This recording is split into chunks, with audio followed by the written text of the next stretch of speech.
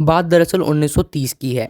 जब 8 मार्च 1930 को सरदार वल्लभ भाई पटेल को ब्रिटिश सरकार द्वारा महाराष्ट्र के बोरसाद जेल में ले जाया गया। सरदार वल्लभ भाई पटेल पर लोगों को नमक बनाने के लिए उकसाने का आरोप लगा। अगर आप लोगों को नहीं पता है तो हम आपको बता देते हैं कि उन दिनों ब्रिटिश सरकार द्वारा नमक पर नाजायज़ तरीके से कर टैक्स वसूला जाता था, जिसको लेकर के लोगों में काफ़ी ज़्यादा आक्रोश था। स्वयं महात्मा गांधी ने उस टैक्स को लेकर बहुत सारे सत्याग्रहियों को एकजुट कर रखा था और बहुत से आंदोलनों की तैयारियां चल रही थी। उन्हीं दिनों उसी बहाव में सरदार वल्लभ भाई पटेल ने एक जनसभा को संबोधित किया, जिस संबोधन को उठाकर ब्रिटिश सरकार ने उन पर लोगों को नमक बनाने के लिए उकसाने का आरोप लगाया। उनको 3 महीने की जेल की सज़ा और 500 रुपये का जुर्माना भरने की सज़ा सुनाई गई। सरदार वल्लभ भाई पटेल को 8 मार्च 1930 को बोरसाद जेल में ले जाया गया और उसके ठीक 2 दिन बाद यानी 10 मार्च 1930 को महात्मा गांधी के पर्सनल सेक्रेटरी यानी कि पीए, उस समय जो पीए हुआ करते थे, जिनका नाम महादेव देसाई है, अपने आप में बहुत बड़ा इनका एक कैरेक्टर है। महादेव देसाई 10 मार्च 1930 को सरदार वल्लभ भाई पटेल से बोरसाद जेल में मिलने के लिए गए।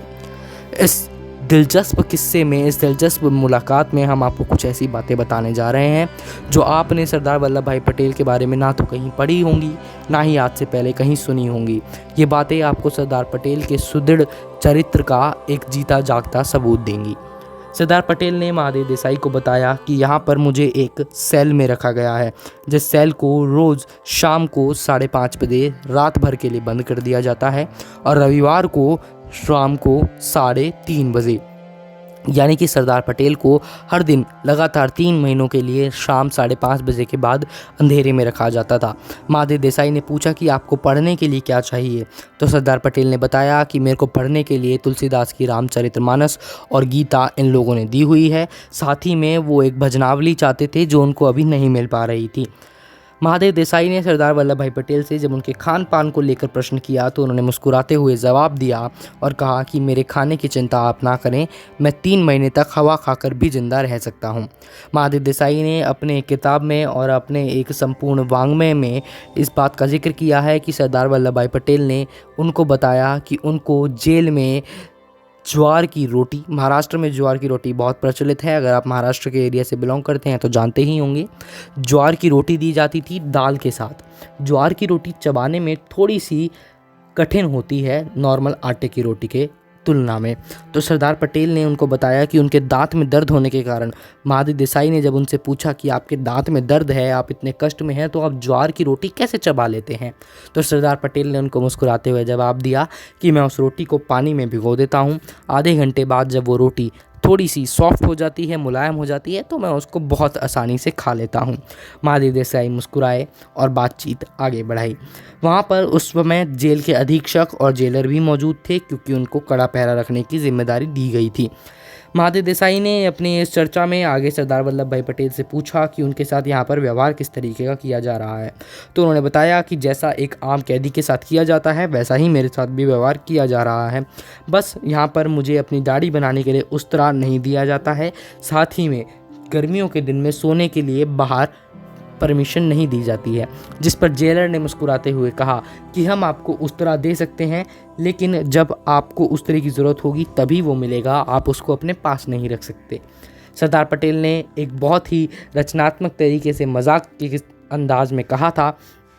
कि जेलर साहब, आप मुझे उस्तरा भी दे दीजिए और साथ ही साथ बाकी कैदियों की दाढ़ी बनाने का भी इजाज़त दे दीजिए, इससे मेरा भी कुछ वक्त गुजरेगा और बाकियों का काम भी आसान हो जाएगा।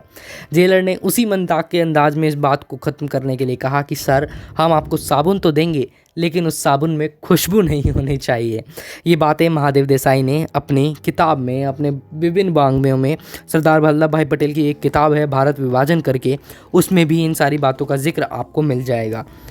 इसके बाद सरदार वल्लभ भाई पटेल ने महादेव देसाई को बताया कि उनको किसी भी तरह की कोई समस्या नहीं है, ना ही हजामत को लेकर, ना ही खान पान को लेकर, ना ही व्यवहार को लेकर, लेकिन वो चिंतित हैं तो सिर्फ एक बात से, और वो बात ये थी कि जो लोग अंग्रेज़ों के नीचे काम कर रहे हैं, जो लोग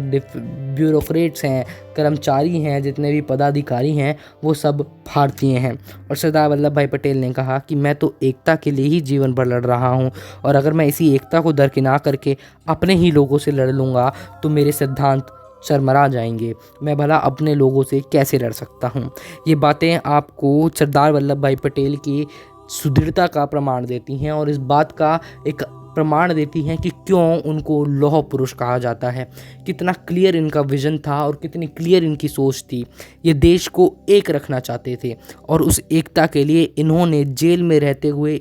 गम को, उस दुख को महसूस किया जिसको ये महादेव देसाई से बातचीत के ज़रिए शेयर कर रहे हैं, बयां कर रहे हैं और उनको बता रहे हैं कि मैं इस बात से बेहद दुखी हूँ कि ये सारे ब्यूरोक्रेट्स, तमाम पदाधिकारी हिंदुस्तानी हैं, भारतीय हैं, जिनके चलते हम इनसे लड़ नहीं सकते, झगड़ नहीं सकते। तो ये था सरदार वल्लभ भाई पटेल और महादेव देसाई की बातचीत का वो अंश जो हमने आपको बताया, जिसमें आपको कुछ विभिन्न दिलचस्प बातें बताई, चाहे वो सरदार वल्लभ भाई पटेल का बाजरे की रोटी को पानी में भिगोकर खाना हो, बोरसाद जेल में जेलर का उनके साथ व्यवहार करना हो, चाहे फिर उनका 5:30 बजे सेल बंद कर देने वाली बात हो, तमाम बातें हमने आपको बताई। आज के इस वीडियो में मात्र इतना ही। आप और वीडियोज़ देखने के लिए चैनल के साथ जुड़े रहिए, सब्सक्राइब कीजिए, चैनल को शेयर कीजिए और कमेंट बॉक्स में जाकर के हमको बताइए कि क्या आपकी समस्याएं हैं और अगले किन विषयों पर आप वीडियो सुनना चाहते हैं।